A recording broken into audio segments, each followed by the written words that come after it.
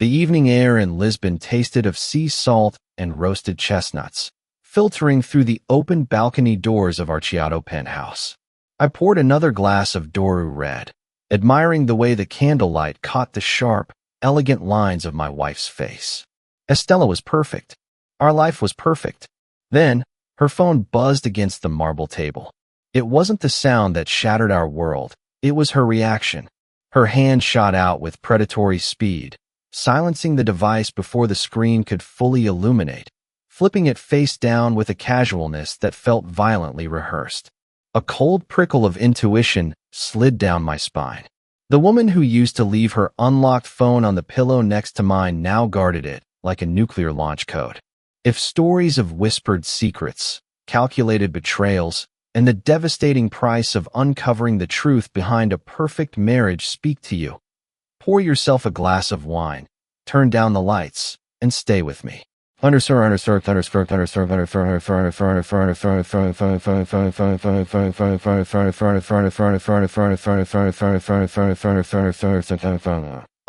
The evening air in Lisbon tasted of sea salt and roasted chestnuts, filtering through the open balcony doors of our Chiato penthouse.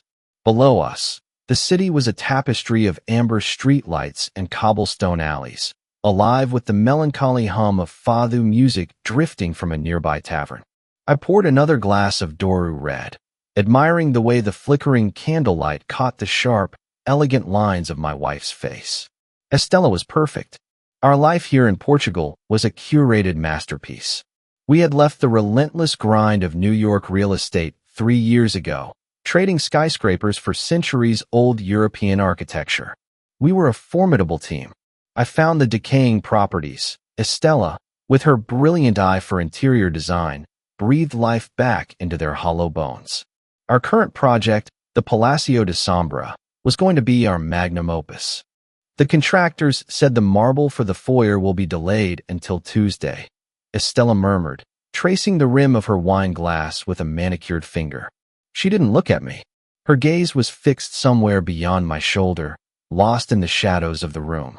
Tuesday is fine, I replied, leaning back against the plush velvet sofa.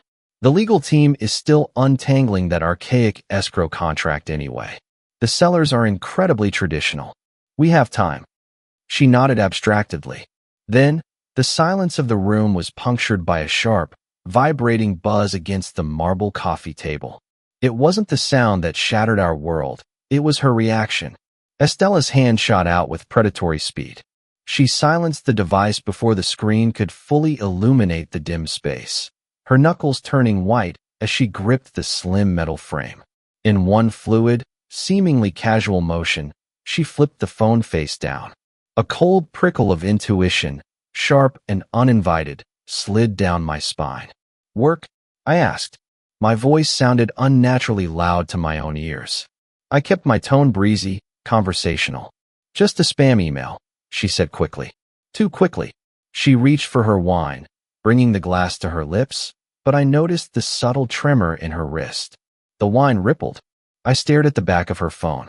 Its metallic case gleamed innocently in the candlelight, yet it felt like a heavy, foreign object sitting between us. For 7 years of marriage, we had an unspoken open-door policy. Her phone was usually tossed on the kitchen island, left unlocked on the couch, or resting on my nightstand. Passcodes were shared conveniences, not barricades. But over the last 3 weeks, a subtle, chilling shift had occurred. It started with the passcode. I had picked up her phone to check the weather app, only to find my thumbprint rejected and her old 6-digit code, the date of our anniversary, invalid. When I asked her about it, she had laughed it off, claiming her banking app required a security update. Then came the phantom showers, the water running for 20 minutes while she texted furiously behind the locked bathroom door. Now, the face-down screen. It was a universal language of deception, spoken in the silent psychology of modern marriage. You've been working too hard on the Palacio, I said softly, watching her eyes. You seem tense. Maybe you should take a break. Let Winifred handle the botanical installations for a few days. At the mention of Winifred's name, the local florist we had hired to stage the property, a strange, fleeting emotion crossed Estella's eyes. It was there and gone in a fraction of a second, quickly masked by a tight, rehearsed smile. Don't be silly, Dashiell. Winifred needs my direction. The Palacio requires a specific aesthetic. Estella stood up, finally picking up the phone and sliding it into the pocket of her silk robe. I'm going to read in bed. Don't stay up too late. She leaned down and pressed a kiss to my cheek. Her lips felt cold. As she walked down the hallway, I remained seated in the dimming light of the living room. I looked at the empty space on the marble table where her phone had been. The Doru wine suddenly tasted like ash in my mouth. I didn't want to believe it. I was a man of logic, of contracts and tangible assets. But the heavy, suffocating silence of the penthouse told me what my heart was trying to deny. My wife was hiding something in that small, glass rectangle. And I knew, with sickening certainty, that I was going to find out what it was. The memories of the past 3 weeks played out in Dashiell's mind like a reel of damaged film. To understand the shadow falling over his marriage, the omniscient observer would know he had to return to the day the Palacio de Sombra truly began to change them both. It was a humid Tuesday afternoon when Winifred first stepped into the grand, dusty foyer of the villa. The Palacio was a sprawling, melancholic beast of 18th-century architecture, smelling of damp limestone, sea salt, and centuries of forgotten aristocratic secrets. Dashiell had secured the property from a reclusive local family under a labyrinthine, almost medieval contract. The estate desperately needed light, life, and color to appeal to modern luxury buyers. Estella, fiercely protective of her artistic vision, had insisted on hiring a local botanical artist rather than a commercial firm, seeking an untamed authenticity to contrast the structured renovations. Enter Winifred. She was not the polished, subservient vendor they were accustomed to commanding in Manhattan. She arrived at the villa in paint-splattered linen trousers, her dark, unkempt hair catching the amber light filtering through the stained glass transom. Her hands were rough, the nails permanently stained with dark earth and crushed petals. There was an intense, feral grace about her that immediately dominated the cavernous room. Dashiell remembered watching from the sweeping marble staircase as Estella approached the florist. Estella, always immaculate in her tailored silk blouses and sharp blazers, looked almost fragile, dangerously delicate next to Winifred's grounded, earthy presence. The space requires something violent, yet beautiful, Winifred had murmured, her voice a low, melodic purr thickened by a heavy Portuguese inflection. She traced her bare fingers along the edge of a crumbling mahogany console. Bougainvillea, dark orchids, twisting vines. It needs to look as though the garden is slowly, intentionally consuming the house. Estella had been utterly captivated. Dashiell had watched his wife's eyes widen, a deep flush creeping up her elegant neck, a physical reaction he had naively attributed to creative excitement. For the next 3 weeks, the two women became inseparable within the stone walls of the Palacio.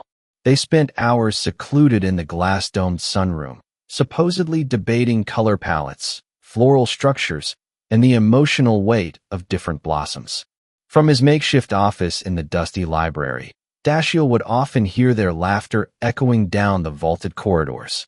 It was a breathless, intimate sound that seemed to mock the rigid legal documents spread across his desk.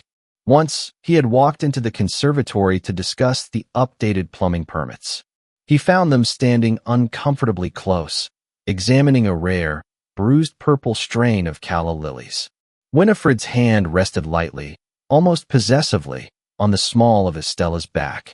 When Dashiell cleared his throat, they sprang apart, the humid air between them suddenly thick and crackling with unspoken static. At the time, Dashiell, driven blindly by the relentless pressure of the multi-million-dollar escrow, had dismissed the anomaly. He was a man of logic and contracts. He understood the intense, short-lived bonds formed during artistic collaborations. He assumed it was merely the friction of two creative minds colliding. Unbeknownst to Dashiell at that moment, Winifred was not merely a bohemian florist drawn from the vibrant, winding streets of the Alfama district. She was an integral piece of a much darker mechanism, a trap laid with terrifying precision. But sitting alone in the penthouse now, analyzing the past, the memory twisted like a rusted blade in his gut. The lingering glances across the drafting tables. The hushed, urgent whispers that abruptly died when his footsteps approached. The sudden, obsessive attention Estella paid to her perfume before her morning site visits. The signs had never been hidden. They had been displayed in broad daylight, masked by the intoxicating scent of crushed eucalyptus. Dashiell had been so intensely focused on securing the ancient walls of the Palacio that he had entirely failed to notice the foundation of his own life being quietly, methodically dismantled. The digital clock on the marble nightstand glowed a sterile, unforgiving white, 2:14 a.m. The Chiato penthouse was suffocated by a heavy, breathless silence, broken only by the rhythmic, peaceful rise and fall of Estella's breathing. She lay facing the floor-to-ceiling windows, her delicate silhouette bathed in the pale moonlight that bled through the sheer linen curtains. Beside her, face down on the glass surface, rested the instrument of Dashiell's torment. Dashiell had not slept. His mind, meticulously trained to dissect complex corporate contracts and unearth hidden liabilities, was relentlessly analyzing the shifting tectonic plates of his marriage. The urge to reach across the mattress was a physical ache in his chest. To cross that boundary was to commit a profound violation of trust, a point of no return. Yet, the corrosive acid of doubt was already eating away at the very foundation of their curated life in Lisbon. Slowly, holding his breath to mask the sound, Dashiell slipped out from under the heavy duvet. The hardwood floor was icy beneath his bare feet. He reached out, his fingers trembling slightly, and picked up the sleek, metallic device. It felt unnaturally heavy, a Pandora's box encased in glass and circuitry. He retreated down the shadowy hallway like a thief in his own home, stepping into the cavernous master bathroom and softly clicking the door shut. He leaned against the cool marble vanity, the phone illuminating his drawn, exhausted face in the absolute darkness. Swipe up. The keypad appeared, a sterile grid mocking him with its demand for a 6-digit code. He tried her birth date. A subtle vibration signaled failure. He tried the date of their wedding anniversary in the Hamptons. Incorrect. Dashiell paused, his thumb hovering over the glowing numbers, closing his eyes to think. If Estella had changed the lock to conceal something of immense magnitude, she would have chosen a sequence that felt instinctual. It had to be something occupying the absolute forefront of her mind, yet obscure enough to evade a casual, automated guess. What was the gravitational center of her world right now? The omniscient observer would note the tragic irony in his revelation. It wasn't him. It wasn't their shared history. It was the obsession that had consumed them both, the catalyst for the very rot eating at their vows. The closing date of the Palacio December contract. October 28th, 2026. He typed the numbers with agonizing slowness, the soft haptic clicks echoing like gunshots in his mind. On the final digit, the screen stuttered for a fraction of a second, then surrendered. The home screen bloomed to life. A sick, hollow sensation instantly excavated Dashiell's stomach. He had breached the fortress. For a long moment, he simply stared at the mundane array of applications. Email, calendar, weather, banking. Everything looked terrifyingly ordinary. But Dashiell was a man who understood the architecture of deception. You didn't change the locks for the front porch. You changed them to protect the vault. He swiped past the primary screens, his thumb navigating to the obscure depths of the app library. He bypassed the obvious communication tools, his eyes scanning for anomalies. And there it was, buried deep within a folder innocuous enough to be ignored. Utilities. It was a simple, encrypted messaging application, one favored by individuals requiring absolute, untraceable discretion. Its icon was a minimalist black padlock. His heart hammered against his ribs like a trapped bird as he tapped the icon. The app opened instantly, requiring no secondary authentication. She had grown careless in her hubris, or perhaps too confident in her newly established boundaries. A single chat thread populated the otherwise empty screen. The contact name was saved simply as a solitary letter, W. Dashiell's breath hitched in his throat, the air suddenly turning thin and frigid. The bathroom grew suffocatingly small as he tapped the name. The screen transitioned to reveal a sprawling, endless history of digital whispers. As his eyes adjusted to the harsh blue light, scanning the timestamps that stretched late into the nights, he thought she was sleeping beside him. The carefully constructed world of Dashiell and Estella began to shatter into a million irreparable pieces upon the cold bathroom floor. The screen of the phone cast a sickly, luminescent pallor over Dashiell's face as he scrolled through the encrypted chat. He did not find the crude, transactional exchanges typical of a fleeting physical affair. What he found was infinitely worse. He found poetry. He found a completely parallel emotional universe where his wife, the pragmatic and composed Estella, had surrendered herself to a wild, consuming obsession. "I can still taste the rain on your skin from the conservatory," read a message sent by W 2 days ago at 3 in the afternoon, the exact time Dashiell had been arguing with the city zoning board. Estella's reply, time-stamped a minute later, was a dagger to his chest. "The Palacio feels like a cage when you aren't here. He looks at the blueprints, but he doesn't see us. He doesn't see anything." Dashiell's thumb froze on the glass.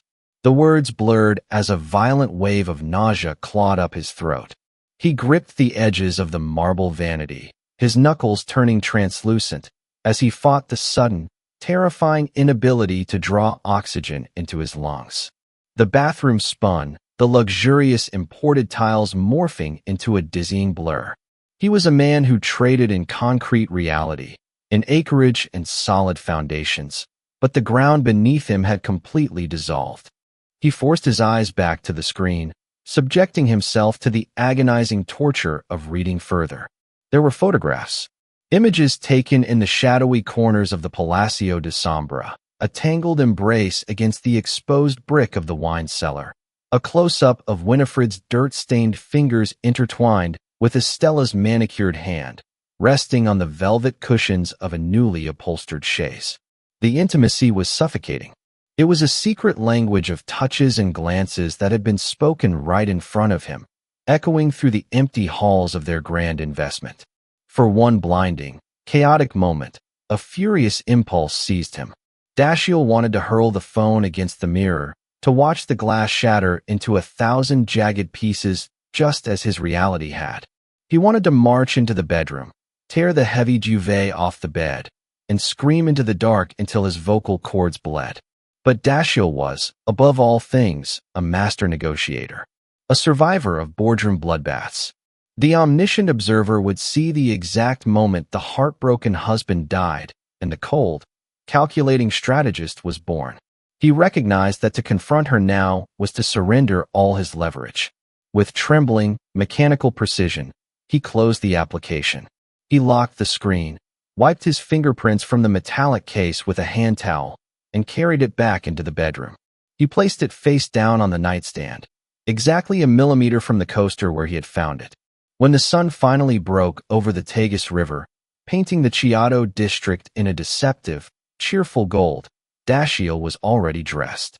He stood in the kitchen, the hiss of the espresso machine masking the erratic pounding of his heart.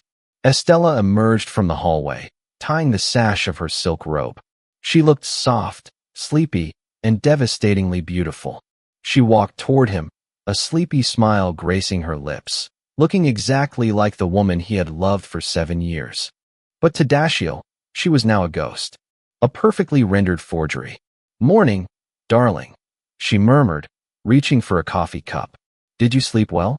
Dashiell looked at his wife, the architect of his ruin, and forced the muscles in his face to form a gentle, loving smile. "Like the dead," he replied smoothly, pouring her coffee. The Palacio de Sombra smelled of wet plaster, ancient cedar, and, increasingly, the heavy, sweet scent of crushed eucalyptus. Dashiell parked his silver Mercedes in the cobblestone driveway, the tires crunching against fallen oak leaves. He sat behind the leather steering wheel for a long moment, the engine ticking as it cooled. The imposing, Baroque facade of the villa loomed before him, its tall, narrow windows staring down like hollow, judgmental eyes. This was no longer just a restoration project. It was a crime scene. It was the theater where his wife and the bohemian florist were performing a grotesque, passionate play, casting Dashiell in the role of the oblivious, deep-pocketed fool. He stepped out of the car, adjusting his tailored suit jacket. He had to be perfect. He had to be the driven, myopic real estate mogul Estella believed him to be. The man who looked at blueprints but didn't see the bodies moving in the shadows. Inside the cavernous foyer, the sounds of construction echoed off the vaulted ceilings. Dashiell ignored the foreman's greeting and walked straight toward the dusty library he had commandeered as his makeshift office. As he passed the glass-domed sunroom, he saw them. Estella and Winifred were standing by a marble planter, examining a sprawling array of dark, carnivorous pitcher plants. They weren't touching, but the air between them was pulled tight, humming with a suppressed, electric gravity. Dashiell forced a polite, curt nod in their direction, his face an impenetrable mask, and continued down the corridor. Once inside the library, he closed the heavy oak double doors and locked them. He didn't collapse into the leather desk chair. He didn't weep. Instead, Dashiell approached the massive, mahogany desk overflowing with blueprints, architectural surveys, and the labyrinthine legal documents securing the Palacio. The encrypted messages on Estella's phone had been a profound emotional betrayal, but Dashiell's instincts, honed by years of navigating treacherous corporate acquisitions in New York, were screaming that something else was fundamentally wrong. Affairs were messy, driven by lust and opportunity. But the way Winifred had integrated herself into the project, the specific, almost proprietary way she spoke about the villa's history, it felt calculated. It felt structural. He began to pull apart the towering stacks of paperwork. He was looking for an anomaly, a buried clause, a shadow in the contract that he might have overlooked in his eagerness to close the deal of a lifetime. The original sellers were an old, aristocratic Portuguese family, fiercely private and notoriously eccentric. The contract they had drafted was a beast of archaic stipulations, deeply rooted in centuries-old religious and moral codes. Dashiell spread the thick, vellum-like pages of the primary purchase agreement across the desk, tracing the dense, formal Portuguese with a silver pen. He cross-referenced the translation provided by his Lisbon attorneys. He skipped the zoning addendums and the historical preservation mandates, his eyes scanning the final pages, the sections detailing the transfer of the estate's underlying trust. And there, buried beneath a dense thicket of legalese regarding property tax liabilities, was the morality and fidelity clause. It was a bizarre stipulation, a relic of a bygone era, but legally binding in the context of the private family trust selling the estate. The clause dictated that during the 3-year escrow period, while the property title was technically held in transition, any act of provable moral turpitude, including but not limited to marital infidelity, public scandal, or criminal conviction by the purchasing party, would constitute a breach of contract. Dashiell's pen froze on the page. The blood roaring in his ears suddenly went silent, replaced by a cold, crystalline clarity. If he breached this clause, the massive down payment he had invested, nearly all of his liquid assets, was non-refundable. Furthermore, the ownership of the Palacio de Sombra would default entirely back to the seller's family trust. He would lose millions. He would lose the house. He would be ruined. He stared at the words, the pieces of a terrifying puzzle clicking into place with sickening precision. Estella's sudden obsession with the florist. The reckless behavior in the very house governed by this draconian contract. He wasn't just losing his wife to a passionate, artistic affair. He was the target of a hostile takeover. Dashiell slowly sat back in the leather chair, staring blindly at the dusty tapestries hanging on the library walls. The heartache that had paralyzed him hours ago was instantly incinerated, replaced by a cold, terrifying fury. He reached for his phone, bypassing the contacts list, and dialed a number he hadn't used since his cutthroat days in Manhattan. He needed a private investigator, and he needed one immediately. He needed to know exactly whose blood ran in Winifred's veins. The rain in Lisbon had begun as a persistent drizzle, but by Thursday evening, it was a heavy, rhythmic assault against the floor-to-ceiling windows of Dashiell's penthouse. He stood in the darkened living room, nursing a glass of bourbon, watching the headlights blur on the wet asphalt below. He had sent Estella to a fictitious sourcing meeting across town, buying himself a crucial window of solitude. The manila envelope resting on his marble coffee table felt heavier than the solid brass paperweight holding it down. It was a dossier compiled by a discreet, highly expensive private investigator recommended by his old New York firm. The investigator had moved swiftly, unraveling the threads Dashiell had sensed in the shadows of the Palacio de Sombra. With measured, almost surgical precision, Dashiell broke the wax seal and slid out the contents. The first photograph was a grainy surveillance shot of Winifred standing outside her quaint Alfama flower shop. The second was a high-resolution scan of a birth certificate. Dashiell's eyes traced the elegant, sweeping cursive of the Portuguese registry. Winifred Sofia da Costa. But it was the names listed under parentage that made the bourbon turn to acid in his stomach. Her mother was a local artisan. Her father, a man who had never publicly acknowledged her, was listed as Felipe Antonio de Mendoza, the aristocratic patriarch of the family trust currently selling the Palacio de Sombra. Dashiell let the paper fall onto the table, his mind racing through the implications like a supercomputer processing a catastrophic virus. Winifred was the illegitimate niece of the estate's primary heir. She was blood. The pieces of the labyrinthine trap violently snapped together. The eccentric morality and fidelity clause buried in the archaic contract wasn't a relic of religious piety. It was a loaded gun, carefully placed on the table by a family desperate to retain their ancestral home, while simultaneously bleeding a wealthy American buyer dry. The affair wasn't a sudden, irresistible collision of two artistic souls. It was an assassination. It was a honey trap, meticulously orchestrated by Winifred to trigger the catastrophic breach of contract. Dashiell sank onto the velvet sofa, his hands trembling slightly, not from heartbreak, but from the sheer, terrifying audacity of the scheme. He sifted through the remaining documents. There were bank records showing massive, unaccounted-for transfers from the Mendoza family trust to shell companies connected to Winifred's floral business.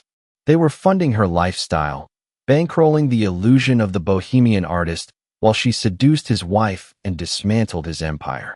The most agonizing question, however, remained unanswered, hovering over Dashiell like an executioner's axe. Was Estella a victim, blinded by a manipulative predator, or was she a co-conspirator? He thought back to the encrypted messages on her phone, the raw, desperate poetry, the secret meetings in the wine cellar. Estella was fiercely intelligent, a woman who understood the ruthless mechanics of wealth and property. Could she truly be so naive? Or had Winifred promised her a share of the spoils? A life free from the suffocating pressure of Dashiell's ambitions, funded by the very money he had poured into the Palacio. The omniscient observer would see the conflict warring behind Dashiell's eyes. A part of him, the desperate, lingering phantom of a devoted husband, wanted to believe Estella was merely a pawn, caught in a web she couldn't comprehend. But the cold, calculating architect of corporate mergers knew better. In a conspiracy of this magnitude, ignorance was rarely an excuse, and almost never the truth. He picked up a photograph of Estella and Winifred, taken discreetly by the investigator outside a cafe in the Barrio Alto.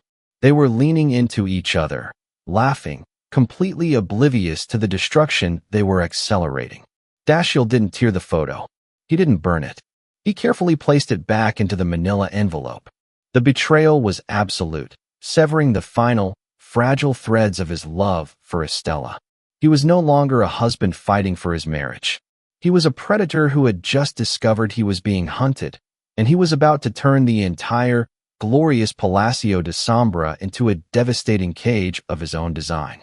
He poured another measure of bourbon, the ice clinking loudly in the silent, empty penthouse. The game had fundamentally changed. It was no longer about love or fidelity. It was about survival and the brutal, unforgiving mechanics of total victory.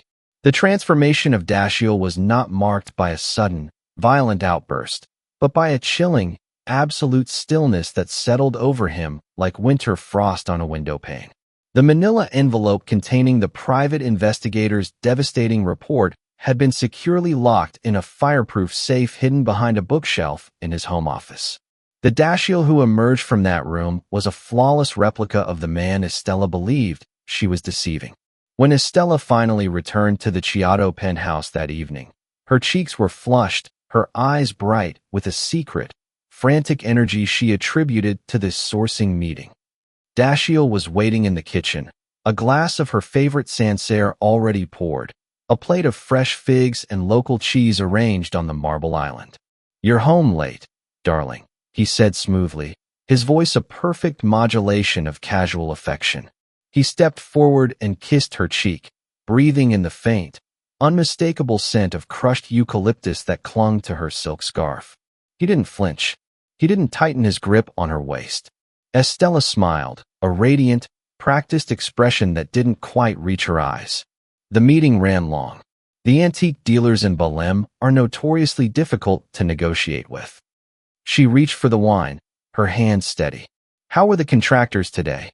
"A nightmare, as usual," Dashiell sighed, running a hand through his hair, perfectly mimicking the stressed, exhausted developer he had been before discovering the truth.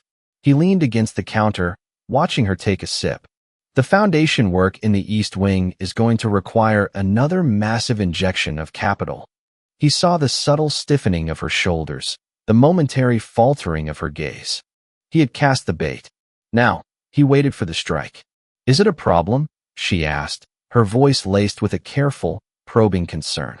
"I thought the escrow funds were secure until the final closing in October." "They are," Dashiell lied, effortlessly spinning a web of financial vulnerability. "But the sellers, the Mendoza Trust, are demanding an interim proof of liquidity because of the structural delays. If I don't show them the additional $5 million in our primary account by next Friday, they can technically invoke a penalty clause." Estella's eyes widened a fraction.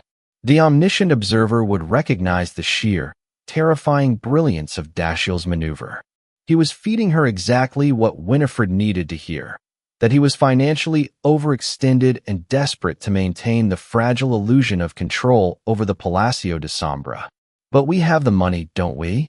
Estella asked, stepping closer, resting a comforting hand on his arm. The hypocrisy of her touch burned him like dry ice, but he covered her hand with his own, offering a reassuring squeeze. "We do," he said softly, looking deeply into the eyes of the woman who was actively plotting his ruin. "But it means moving the funds out of the offshore accounts and exposing them to domestic taxation for a few weeks. It's a massive risk, Estella. I'm putting everything we have on the line for this house. For us." He watched the conflict war across her beautiful, deceitful face. He saw the calculation, the sudden realization of the power he had just seemingly handed her. She believed she held the detonator to his financial empire. "It will be worth it," she murmured, leaning in to kiss him softly on the lips. "The Palacio is our masterpiece, Dashiell. You're doing the right thing." As her lips brushed his, Dashiell felt a profound, bottomless emptiness open up inside him. The last, desperate hope that she was an innocent victim of Winifred's manipulation evaporated into the Lisbon night. Estella wasn't a pawn. She was a willing executioner, eagerly guiding him toward the guillotine while whispering words of love. He pulled back, offering her a tired, grateful smile. "I know, sweetheart. I just need a few days to get the legal framework in place. I have to fly to London this weekend to finalize the transfers with the wealth managers." He saw the immediate, unmistakable flash of triumph in her eyes. The weekend. The empty Palacio de Sombra. The perfect, uninterrupted window for her and Winifred to solidify their trap. Dashiell had just handed them the keys to his own destruction, wrapped in a bow of fabricated vulnerability. "London?" she repeated, perfectly feigning disappointment.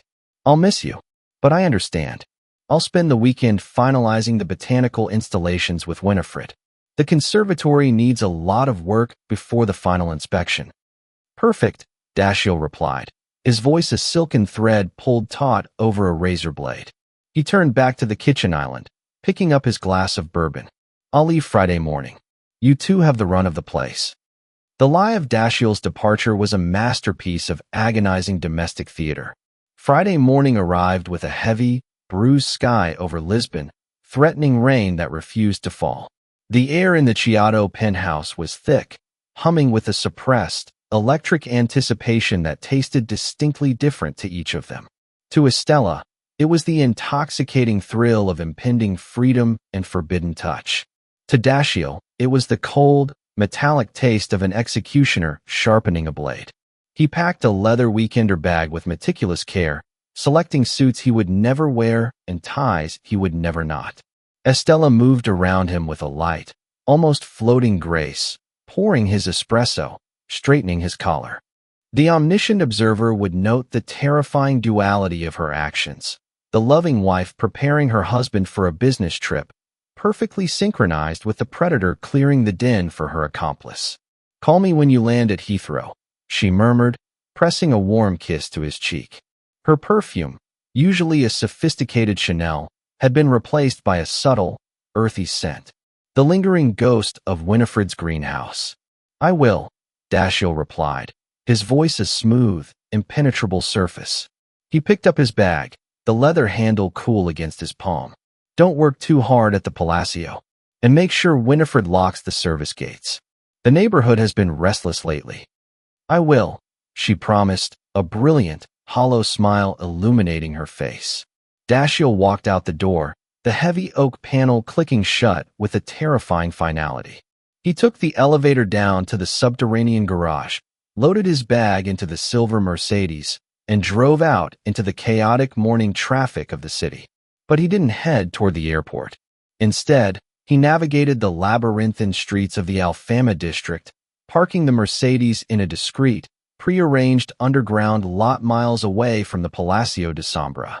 He traded the luxury sedan for a nondescript rental car, a dark gray sedan that vanished easily into the urban sprawl. He checked into a modest, anonymous hotel under an assumed name, shedding the skin of the wealthy American developer. For the next 48 hours, Dashiell became a ghost haunting his own life. He had installed discreet, micro-surveillance cameras in the Palacio earlier that week, not in the bedrooms, not in the private quarters, but strategically placed in the grand foyer and the sprawling conservatory. He didn't need graphic evidence of their affair. The encrypted texts had already provided a lifetime of agony. He needed undeniable, time-stamped proof of their physical presence in the villa during the critical weekend he was supposedly securing the vulnerable funds. He needed to prove the orchestrated nature of the trap to the very authorities who would soon try to enforce the archaic contract against him. Sitting in the dim, cramped hotel room, illuminated only by the harsh blue glow of his laptop screen, Dashiell watched the feed. At 3 o'clock on Saturday afternoon, the heavy iron gates of the Palacio swung open. Estella's sleek Audi rolled up the gravel drive. A few minutes later, a battered delivery van belonging to Winifred's floral shop pulled in behind her. Dashiell watched the silent, grainy footage as the two women met in the grand foyer. There was no hesitation, no pretense of a working relationship. The moment the heavy oak doors closed behind them, Winifred dropped a crate of dark orchids and pulled Estella into a desperate, consuming embrace. Dashiell watched his wife's hands tangle in the florist's unkempt hair, her body pressing against Winifred with a hunger he hadn't seen in years. He didn't look away. The pain was a physical entity in the room, a jagged, rusted knife twisting slowly in his gut. He forced himself to watch every second, converting his heartbreak into a cold, diamond-hard resolve. This was the fire that would forge his victory. They moved out of the foyer, disappearing into the labyrinth of the villa, leaving the crate of orchids abandoned on the marble floor. Dashiell checked his watch. It was time. He closed the laptop, the sudden darkness of the hotel room matching the profound, echoing emptiness within him. He reached into his coat pocket, his fingers closing around the heavy, rusted iron key of the Palacio de Sombra. The original key, forged in the 18th century, a symbol of ownership and dominion. He stepped out of the hotel room, the storm finally breaking over Lisbon, the rain lashing against the cobblestones. The stage was set. The actors were in place. It was time to bring the curtain down. The storm that hit Lisbon that Saturday evening was a violent, operatic display of nature.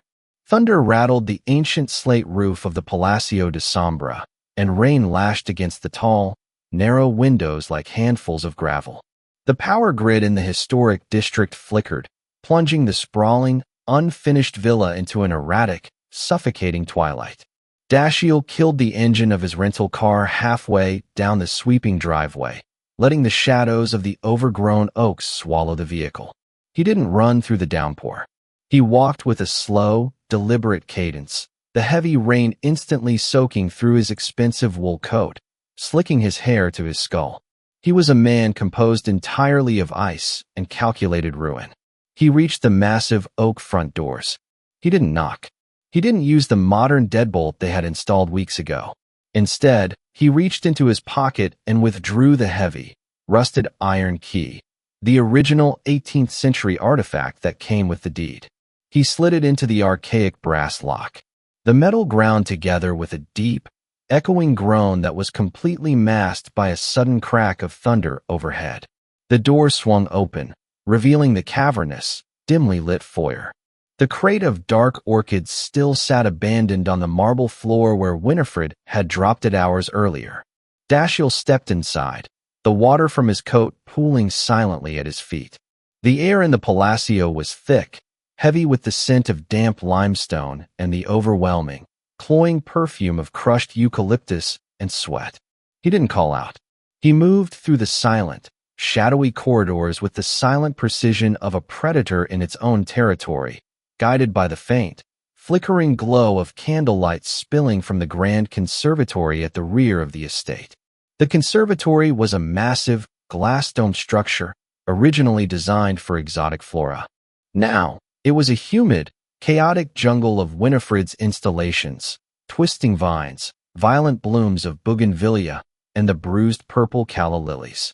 In the center of the room, amidst the foliage, was an antique velvet chaise lounge they had brought in for staging. Dashiell stopped in the arched doorway. The omniscient observer would see the final, agonizing fracture of his heart, followed instantly by its complete, cold calcification. Estella and Winifred were on the chaise. The air was charged with a heavy, languid intimacy.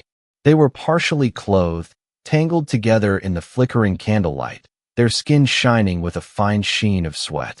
Estella's head was thrown back, exposing the elegant line of her throat, her eyes closed in a moment of pure, unguarded ecstasy as Winifred trailed kisses down her collarbone.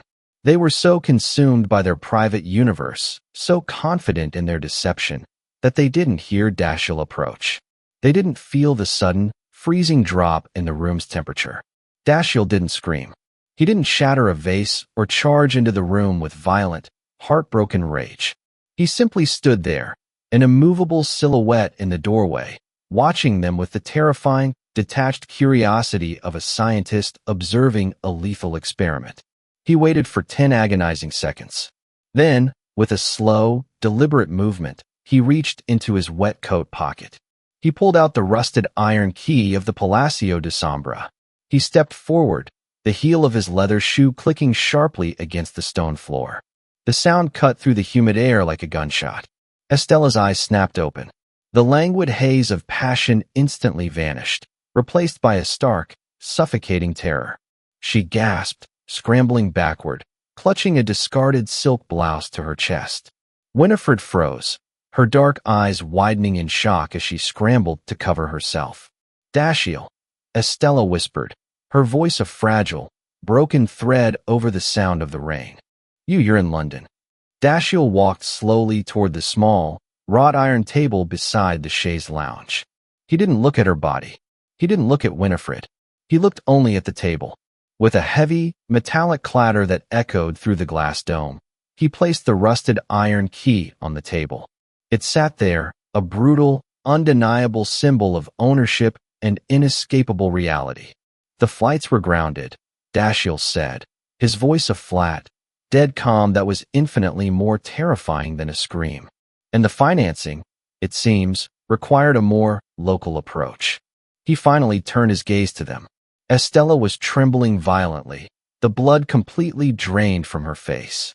Winifred scrambled to her feet, her bohemian confidence shattered, reaching for her linen trousers. "I apologize for the intrusion," Dashiell continued, his tone conversational, laced with a chilling, acidic politeness. "But we have some urgent contractual matters to discuss regarding the morality and fidelity clause of the estate." The silence in the conservatory was a physical weight, pressing down on the three of them tighter than the oppressive humidity of the dark orchids. Outside, the Lisbon thunderstorm raged against the glass dome, casting erratic, strobe-like flashes of lightning across the panicked faces of Estella and Winifred. Dashiell stood before them, his wet coat clinging to his frame, a monolith of cold, terrifying control. He reached inside his coat, entirely ignoring the frantic, chaotic scrambling of the two women as they hastily pulled on their clothes. From an inner waterproof pocket, he withdrew a thick, sealed manila envelope, the dossier from the private investigator. He dropped it onto the wrought iron table beside the rusted iron key. The sound was a dull, heavy thud that made Estella flinch. "Dashiell, please," Estella choked out, her voice a desperate, ragged whisper.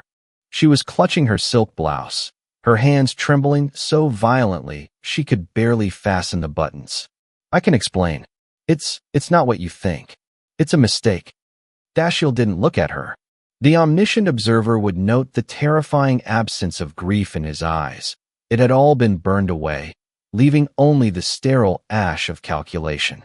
He turned his gaze, sharp and dead as obsidian, toward Winifred.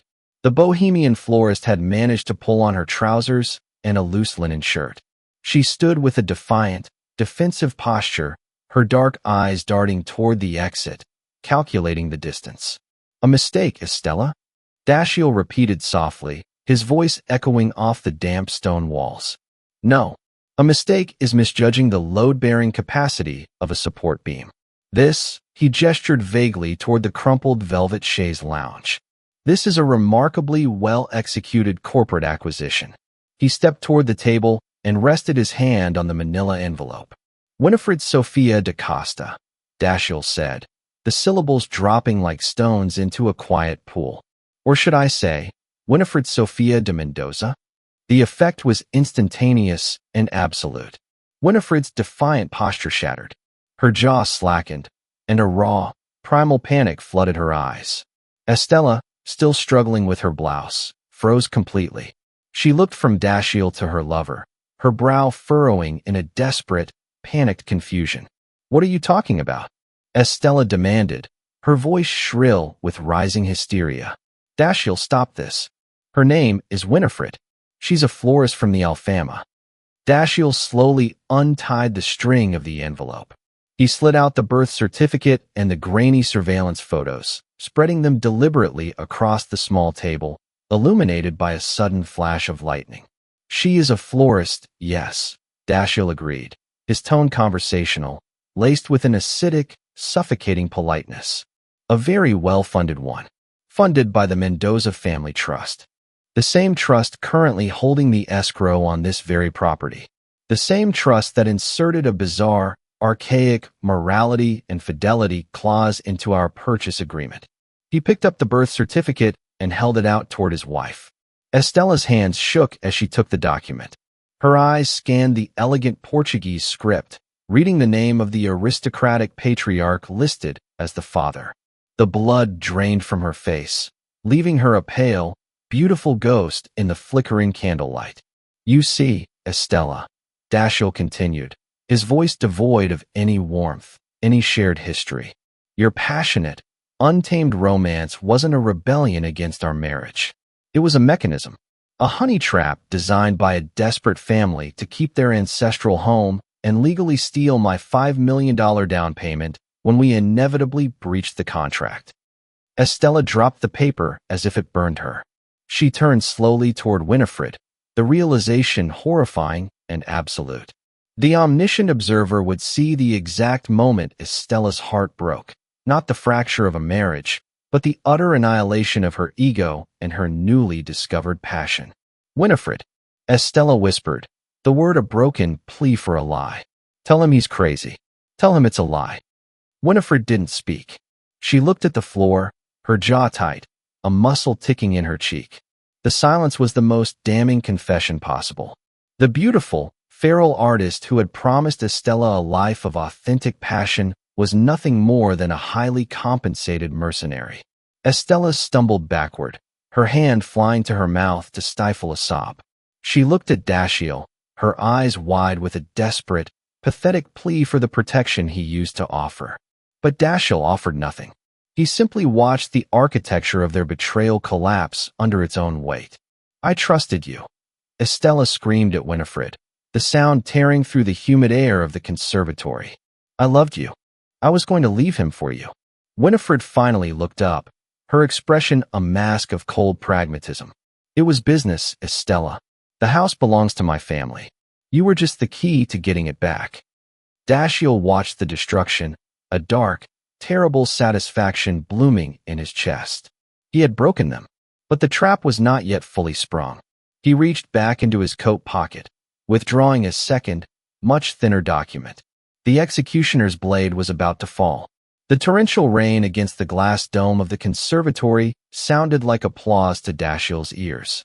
He stood amidst the ruins of his marriage and the wreckage of Winifred's scheme, perfectly composed, entirely detached. Estella had crumpled onto the damp stone floor, her face buried in her hands, her shoulders shaking violently with the sobs of a woman who had lost everything: her husband, her lover, and her dignity. Winifred, conversely, stood rigid, her dark eyes flashing with a desperate, cornered fury. Dashiell slowly walked toward the wrought iron table, picking up the thin, crisp legal document he had just withdrawn from his coat. It was a single page, bearing the embossed seal of a prominent Lisbon law firm and a series of complex, interlocking signatures. Business, Dashiell repeated Winifred's word, his voice a dry, echoing sound in the humid air. He held the document out, illuminated by a particularly bright, prolonged flash of lightning. You are correct, Winifred. It is business. Which is why you should have understood that I never enter an acquisition without a contingency plan, especially one concerning an asset as volatile as this estate. Winifred narrowed her eyes, stepping cautiously toward the table. The contract is ironclad, she spat, her Portuguese accent thick and heavy. You breached the fidelity clause. The escrow is void. The property defaults to the trust, and the down payment is retained as penalty. My family keeps the house. Dashiell smiled. It was a terrifying, hollow expression, devoid of any warmth or mercy. It was the smile of a shark that had just smelled blood in the water. That was your fatal miscalculation, Winifred, Dashiell said softly, his voice cutting through the ambient noise of the storm. You assumed I was playing the same game. You assumed the entity that signed the original purchase agreement was vulnerable to your archaic morality trap. He placed the document on top of the birth certificate and the surveillance photos. I didn't go to London this weekend, Dashiell stated simply, addressing the sobbing heap that was his wife. But I did meet with my attorneys earlier this week. The moment I discovered the anomaly in the contract and verified your bloodline, Winifred, I triggered a corporate restructuring. He tapped the embossed seal on the document. The purchasing entity of the Palacio de Sombra is no longer Dashiell Holdings LLC, he explained, his tone conversational, laced with a brutal, clinical precision. On Thursday morning, I legally transferred the entire escrow contract into a blind, irrevocable corporate trust registered in the Cayman Islands. A trust, by legal definition, is a non-human entity. It cannot commit moral turpitude. It cannot engage in marital infidelity. Winifred stared at the document, the blood draining rapidly from her face, leaving her a pale, panicked mask. She understood the implications instantly. The fidelity clause is completely void, Dashiell concluded, the terrifying finality of his victory ringing in the damp air. The contract stands entirely in my favor. The closing proceeds automatically next month. The Palacio de Sombra belongs to me. Estella slowly raised her head, her face stained with tears and smeared makeup. She looked at Dashiell, her eyes wide with a horrified awe. She was looking at a stranger, a ruthless, calculating machine she had vastly underestimated. But that's not all. Dashiell continued, his voice dropping an octave, a lethal edge creeping into his tone. Because your family trust, Winifred, assumed the breach was imminent, they heavily leveraged the estate to fund their other failing investments, including your quaint little floral operation. He leaned in, resting his knuckles on the cold, wrought iron table, locking eyes with the woman who had sought to destroy him. When the final payment clears next month, Dashiell whispered, the sound of physical blow against her defiance. The Mendoza Trust will be forced to liquidate everything to cover their newly acquired debt. You didn't just fail to win back the house, Winifred. You bankrupt your entire bloodline in the process. Winifred stumbled backward, a guttural sound of raw panic escaping her lips. She looked wildly from the document to Dashiell, realizing the absolute, catastrophic totality of her defeat. The trap had not only failed, it had reversed, snapping its steel jaws shut around her and her family. Get out, Dashiell said, his voice flat, dead calm. He didn't raise it. He didn't need to. The command carried the weight of absolute authority. Get out of my house. Winifred fled the conservatory like a ghost banished by the rising sun, the heavy oak doors of the Palacio slamming shut behind her, echoing through the empty, rain-lashed halls. She left nothing behind but the cloying scent of eucalyptus and the shattered remnants of a multi-million-dollar conspiracy. Estella remained on the cold, damp stone floor, her silk blouse clutched desperately to her chest. She looked up at Dashiell, her eyes swimming in a terrified, pleading silence. She was waiting for the rage, for the explosion of heartbreak, for the agonizing, messy confrontation of a betrayed husband. But Dashiell offered her none of the emotional catharsis she so desperately needed to ease her guilt.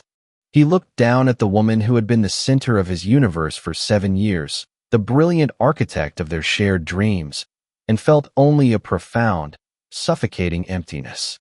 The love had been entirely excised, cut away by the surgical precision of his survival instinct. I'll have my attorneys contact yours on Monday morning, Dashiell said softly, his voice a flat, dead calm that cut deeper than any scream. I expect you to be out of the Chiato penthouse by Wednesday. Take whatever you want. I don't care. He didn't wait for her response. He turned his back on the wreckage and walked out of the conservatory, his footsteps echoing with a terrifying finality against the marble floors, leaving Estella alone in the humid dark. 6 months later, the Portuguese sun baked the terracotta roof of the Palacio de Sombra. The sprawling estate was entirely transformed. The damp, melancholic gloom had been banished, replaced by a breathtaking, curated elegance.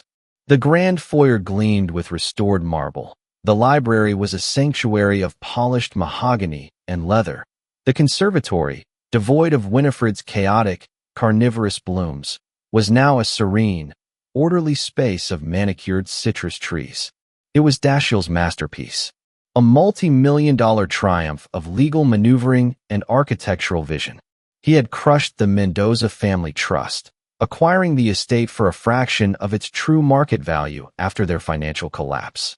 He stood alone in the center of the grand library, the sunlight filtering through the tall, narrow windows, illuminating the dust motes dancing in the silent air. On the massive mahogany desk lay a single, crisp document bearing the final, official seal of the Portuguese family court, the decree absolute. Dashiell picked up his silver fountain pen. The metal felt heavy and cold in his hand. He stared at the signature line, the final, irrevocable severing of his past. There had been no messy, public trial.